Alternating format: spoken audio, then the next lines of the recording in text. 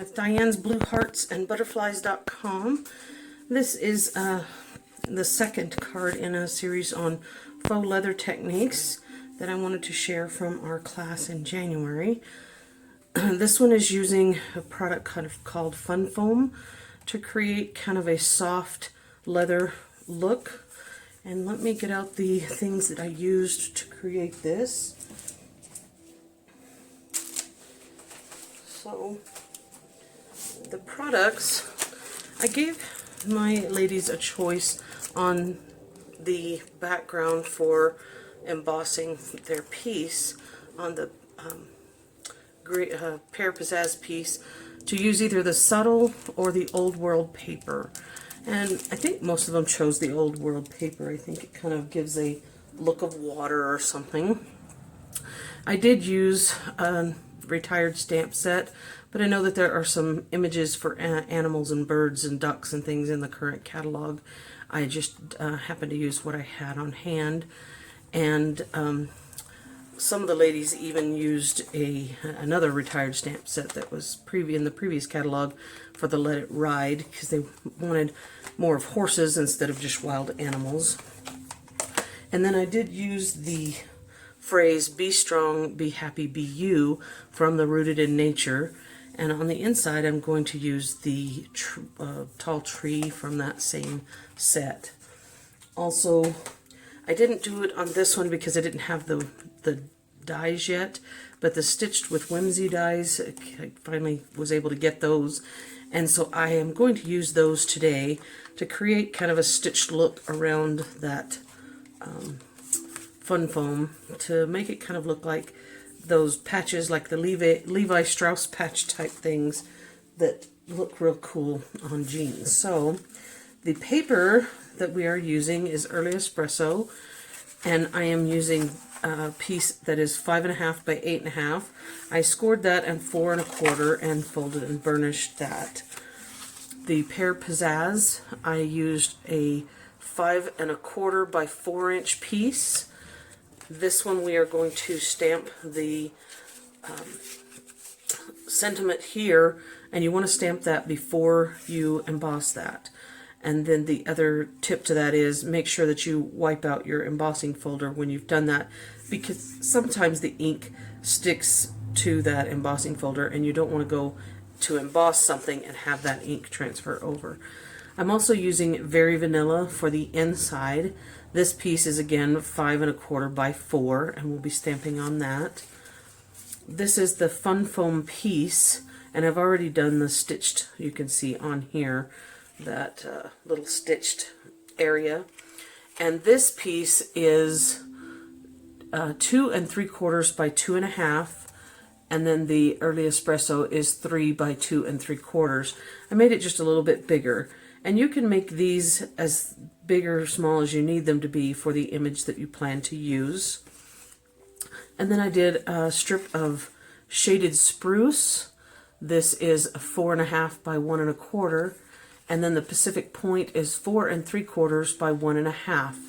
And on these pieces, I am using the Banner Triple Punch to be able to cut the banner end in the bottom of these to be able to have a really good point. Sometimes I can do this with the scissors and it's not a big deal, but I wanted to get that down in there. I wanted to be able to have a little bit of, which one is it? There, oh, it's not, it's in between, that's why. Okay. And sorry, I talk to myself a lot. The ladies that I work with at my regular 8 to 5 job, they're always constantly asking, "Are you speaking to me?" And I say, "No, I'm just talking to myself." I do that a lot. And then some other product that I am using is the 2020-22-22 color enamel dots to add a little bit of embellishment to this. So let me move off some of these pieces. And this piece, I've already prepared one and did the stamping of that message and the embossing on that. Just wanted to be able to show you the different pieces. And so the inside we are going to be stamping. And since shaded spruce is one of the colors here, I'm just going to use that to stamp this tree on the inside.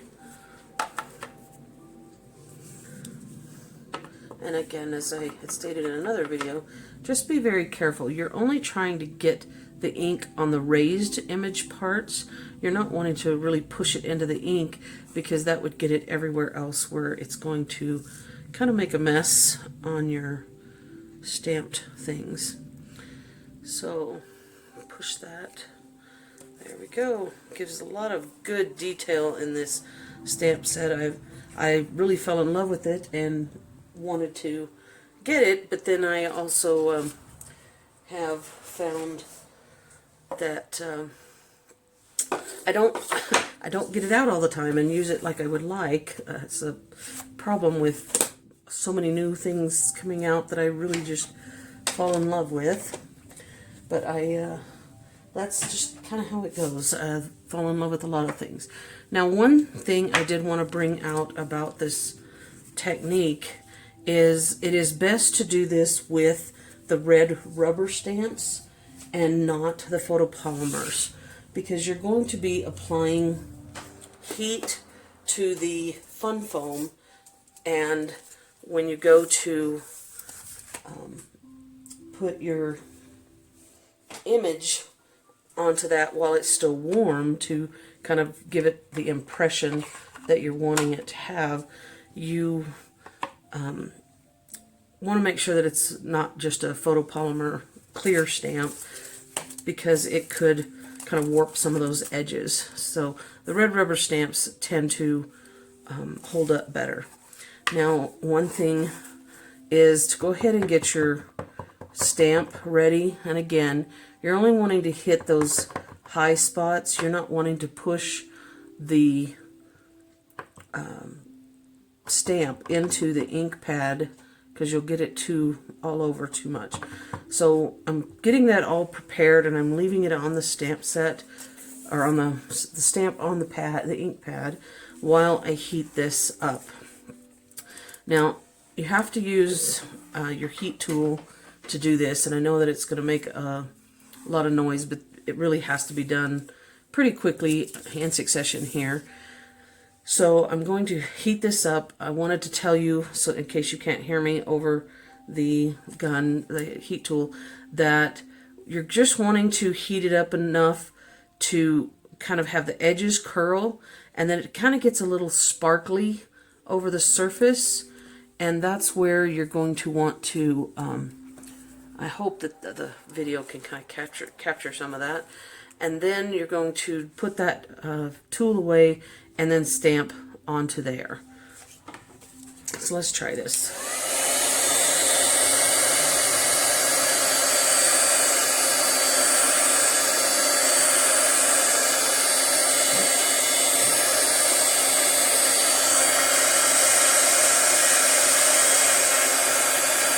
You can kind of see those edges start to turn.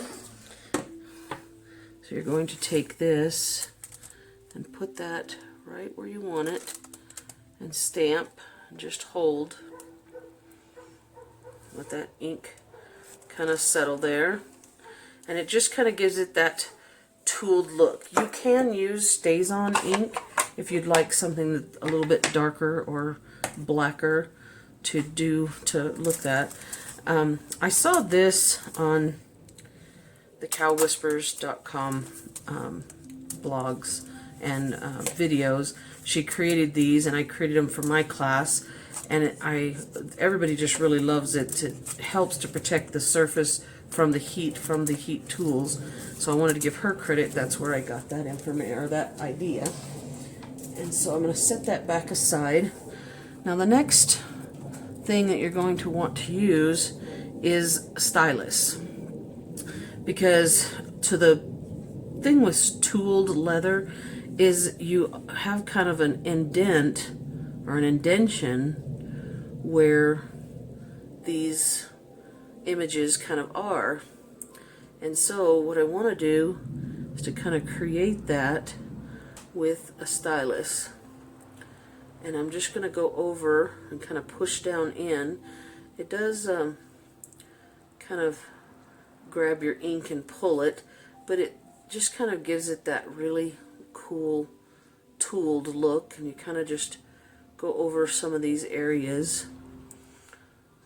Reminds me of shop when I was in junior high. I took shop and we were doing some leather work, tooled leather work, and I found it very soothing, and I made several things, just never did keep up with it. But you just kind of do this and it creates a little indentation around your image.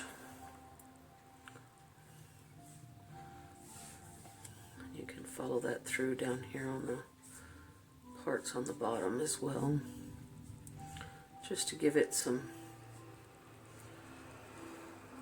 little bit of depth and dimension.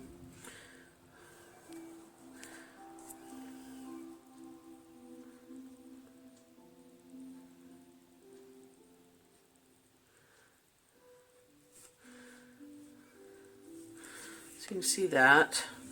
Another thing that I had seen someone, because there's several people that have different videos, different techniques on doing this, and on my original one I didn't do this, I just left it plain, but I saw another person who had just taken some of the ink from the ink pads and just kind of rubbed, especially the edges, to give it that kind of worn leather, old piece of leather look. Just kind of rubbed around the edges and gave it a little roughed up look. And I kind of liked that, so I thought that I would do that to this one and share that idea with anyone else that might like that.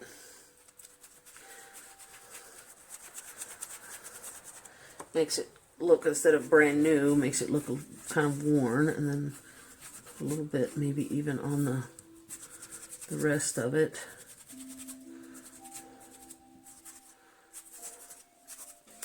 And so these turned out really well with the ladies at the class that did the horse's head on there. It was really pretty too. So I'm going to bring back in the other pieces so that we can put this together. And so this one goes on the inside. Just add some adhesive. Now I have learned some things about the Stampin' Seal Plus that I'll be trying to use this, and it does not really like paper that has any kind of embossing or scuffing, or oh, I'm putting that on the wrong place. This is why we have so many tips to share to people, because we make the mistakes, and so we're able to share with you how not to do something. And so put that there. Now, in order to adhere this on, you can't use the Stampin' Seal. It just really, because the fibers have been broken down with the embossing, it just grabs and wraps a hold of it on here. So you can either use the multi-purpose glue or some glue dots. I happen to have some larger glue dots that I have had for years, and so I'm just going to use those to help adhere this to the back. Put these on the back so that I could adhere it to the card front. And you can do it with the small glue dots, but it does seem to kind of take a little extra time. A lot of them, because you're trying to cover around the edge so that it doesn't pry up.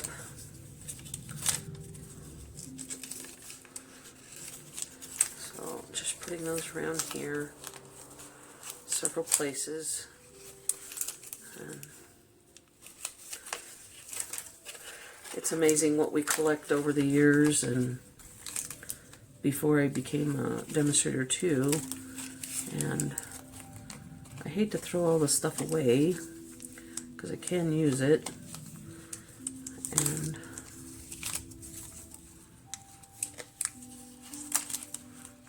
last one. There we go. Get those out of the way. And then I'm just going to stick this to the front of the card. Glue dots are not as forgiving as the multi-purpose white glue though.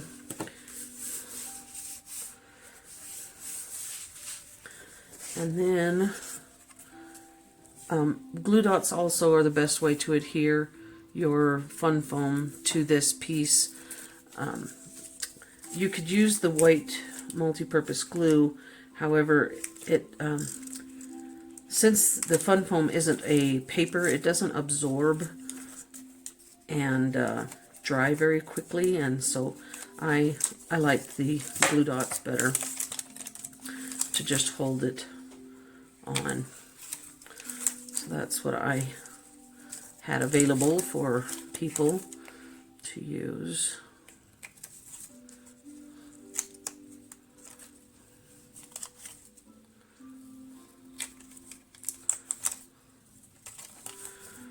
Try to get in a hurry, and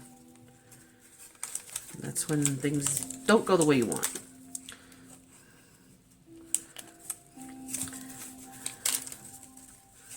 All right, one more, come on.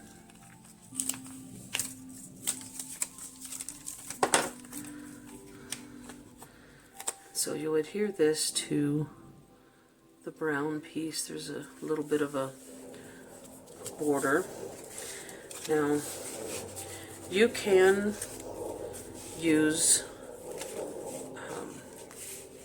dimensionals if you want, but I just wanted mine to go straight down to this. And it'll be okay to use the Stampin' Seal on these, then stick it to this. It just doesn't roll well. It tends to pick up pieces and tear them of that. And so I put, and of course I went over the edge. I don't know if you can see that in the light, but when that happens, I just fold it over. You don't have to tear it off or rub it off or anything. You could just fold it over.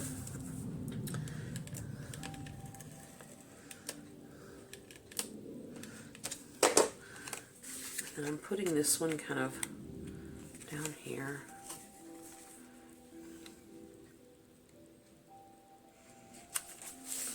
And then I will offset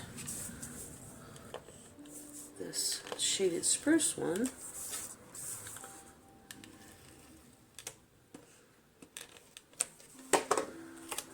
Again, I went a little bit over.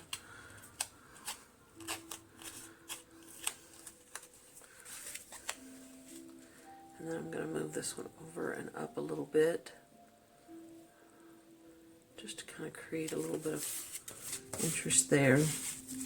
And then again, I'm going to use the glue dots.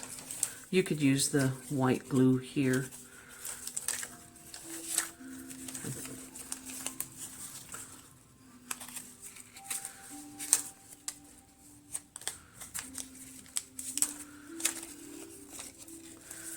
And there. Put this on the front.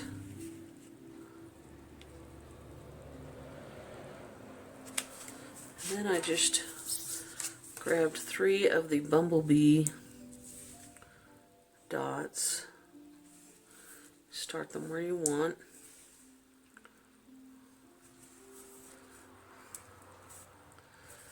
Just to create a little extra interest there. And that's how it goes. I hope that you've enjoyed the video and can see how to do these faux leather techniques and want to try them. If you will, check out my blog. It is dianesblueheartsandbutterflies.com, and I will have the measurements over there and links to these videos so that you can do that.